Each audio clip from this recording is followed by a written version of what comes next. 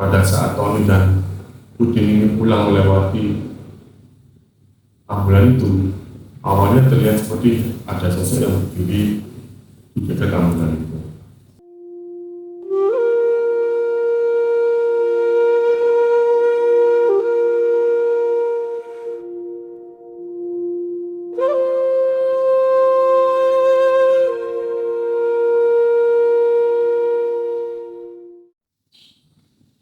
Halo Sobat Rana, kembali lagi di channel kami, Rana Cerita. Untuk Sobat Rana yang ingin ceritanya kami angkat di channel ini, bisa kirim cerita Anda di email kami yang ada di link deskripsi di bawah video ini. Dan untuk kalian Sobat Rana, jangan lupa subscribe, like, dan komen. Cerita kali ini tentang seorang sahabat yang berpamitan di sebuah kampung kecil daerah Surabaya Utara, pinggiran kota. Ada beberapa orang sahabat, sebut saja Tony, Udin, dan Mamat. Tony dan Udin merupakan adik kakak dan Mamat adalah tetangga yang sudah seperti saudara. Mereka bertiga sering kemana-mana bersama, nongkrong bareng, juga bersama teman-teman. Tapi paling intens adalah mereka bertiga. Rumah Tony dan Mamat berdekatan, dan tempat nongkrongnya pun di daerah dekat rumah mereka. Lebih tepatnya di depan rumah Mamat ada sebuah bangku dan pohon yang rindang. Mereka sering nongkrong di sana bersama teman-teman hingga pagi, kadang sampai dini hari, ya bercanda, ngobrol, dan lain-lain. Sampai suatu ketika Mamat sakit dan opname beberapa hari. Saat Mamat opname, teman-teman menjenguknya di rumah sakit, dan pertongkrongan terasa lebih sepi dari biasanya karena Mamat ini lumayan suka bercanda. Tony dan Udin masih tetap nongkrong dengan teman-temannya walaupun Mamat jarang. Sampai Mamat pulang, dan beberapa hari Mamat agak sedikit membaik. Mamat kembali nongkrong bersama teman-teman, dan teman-teman sudah mengingatkan, kamu istirahat dulu, daripada nongkrong lagi nanti sakit. Tapi jawab Mamat, ada masalah, saya masih sehat kok, kuat seperti biasanya. Dan teman-teman dan Tony dan Mamat kembali nongkrong lagi seperti biasa, ngobrol-ngobrol. Setelah beberapa hari mereka nongkrong, Mamat kembali sakit dan Mamat kembali ketemu, dan tidak terduga teman-teman berarti Mamat meninggal dunia. Mereka rahasia ke Mamat. Sudah selama seminggu itu mereka tahlilan di rumah Mamat, dan selama 1 minggu itu pun mereka tidak nongkrong sama sekali. Setelah 1 minggu mereka mau nongkrong, tapi masih dalam suasana bela sungkawa, dan saat itu bulan puasa juga. Hanya mereka selama bulan puasa jarang nongkrong, hanya ngobrol-ngobrol biasa, ngopi di luar, dan lain-lain.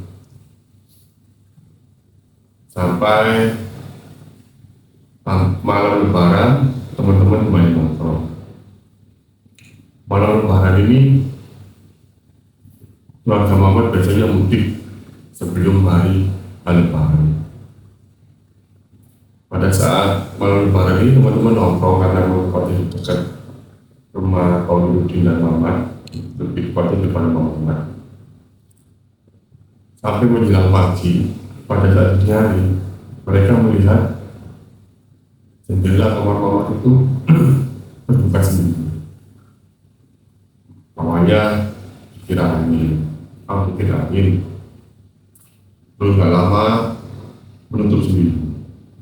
Akhirnya salah satu teman berinisiatif untuk nyamperin rumah Mamat dan melihat jendela. Ternyata ketika disamperin, jendela Mamat itu terkunci. Akhirnya teman-teman pas shock, tapi tetap berpositif thinking, mungkin kita salah lihat. Pada saat itu takbiran, mereka pulang masing-masing, kami besoknya harus sholat id. Setelah sholat id, mereka berkeliling, mereka tidak ke rumah Mamat karena tidak ada keluarganya, semua keluarga mudik. Dan anehnya juga sering jendela Mamat itu bukan tutup sendiri ketika malam. Padahal keluarga Mamat itu semuanya mudik ketika malam. Dan sempat teman-teman nongkrong lagi beberapa kali, sering melihat jendela Mamat itu membuka dan menutup sendiri. Dari beberapa kejadian seperti itu, akhirnya mereka jarang nongkrong. Mereka mungkin juga lain sama keluarga Mamat, sama tetangga-tetangga kampung, karena kondisi masih berbeda semuanya. Lalu suatu saat Udin dan Tony pulang dari rumah teman, melewati depan rumah Mamat. Nah, rumah Mamat ini berdekatan dengan masjid, dan di belakang masjid itu ada ambulan yang memang disediakan untuk warga. Ambulan itu ambulan yang pernah mengantarkan Mamat ke rumah sakit hingga ke yang lahir. Pada saat Tony dan Udin ini pulang melewati ambulan itu, awalnya terlihat seperti ada sosok yang berdiri di dekat ambulan itu. Hari pertama mereka masih acuh, mungkin kalian lihat atau apa. Keesokan harinya, malam hari Udin ingin keluar rumah membeli toko pada tokonya habis. Benar, Udin melihat lagi ada sosok yang berdiri di samping ambulan. Akhirnya Udin memberanikan diri untuk mencoba melihat, wah seperti lama ya. Tapi Udin tidak percaya, dia menghiraukannya dan berpulang. Saat di rumah, Udin bermimpi ketemu dengan Mama. Tapi di dalam mimpi Udin, Mama terlihat murung, tapi diam saja. Paginya Udin bangun dan Udin mencoba menceritakannya ke Tony setelah hari. Ternyata benar, si Tony juga bermimpi hal yang mirip dengan Udin. Kemudian mereka mencoba berdiskusi apa yang mimpi. Keesokan harinya, hampir 3 hari berturut-turut mereka memberikan hadiah sapi. Mama datang dan Udin dengan kondisi menurun, tapi mereka tetap tidak membutuhkannya, mungkin itu hanya menjadi itu. Sampai suatu malam, Udin dan Mamat ini bertemu di dekat rumahnya di tempatnya, tapi dengan kondisi sama-sama. Saat itu Udin habis keluar ke rumah temannya, dia pulang, depan terasnya, depan pasarnya itu ada sosok kamu. Udin pun sempat shock, tapi dia memberanikan diri untuk mendekati. Sebenarnya takut, tapi dia memberanikan diri untuk bertanya.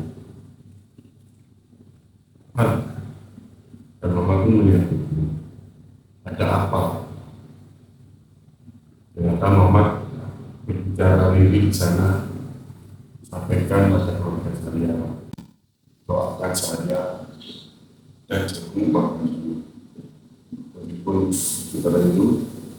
Ada Muhammad kita dari masuk ke remaja itu keesokan paginya Udin berbicara pada Tony tentang hal yang jadi wanita. Semalam aku bertemu dengan dan Tony pun mempercayai Udin karena memang dengan pengalaman mereka bermimpi itu Tony mencoba menjawab Udin mungkin benar dia butuh doa dan ayo kita bicara sama keluarganya kalau sudah pulang ke akhirnya sudah beberapa hari Muhammad pulang mudik dan Udin Tony memberanikan diri untuk menyampaikan pesan maaf. Dan Tony datang ke rumah keluarga Muhammad.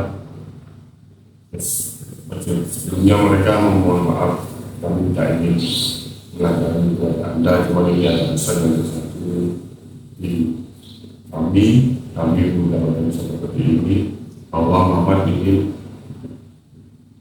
didoakan dan ternyata benar selama mudik keluarga Muhammad ini jarang menghubungi Muhammad karena mereka sibuk untuk keliling ke rumah saudara-saudara karena kebetulan ada yang juga. Dan setelah itu mereka tidak lama menghubungi Muhammad dan doakan mereka. Dan akhirnya tidak lama dari situ keluarganya Muhammad datang ke tempatnya Tony. Mereka mengucapkan terima kasih telah menyampaikan pesan itu kepada kami. Ternyata ibunya Muhammad setelah mendoakan dan berbicara pemakannya makannya, beliau bermimpi Muhammad tersenyum bahagia dan mengucapkan terima kasih.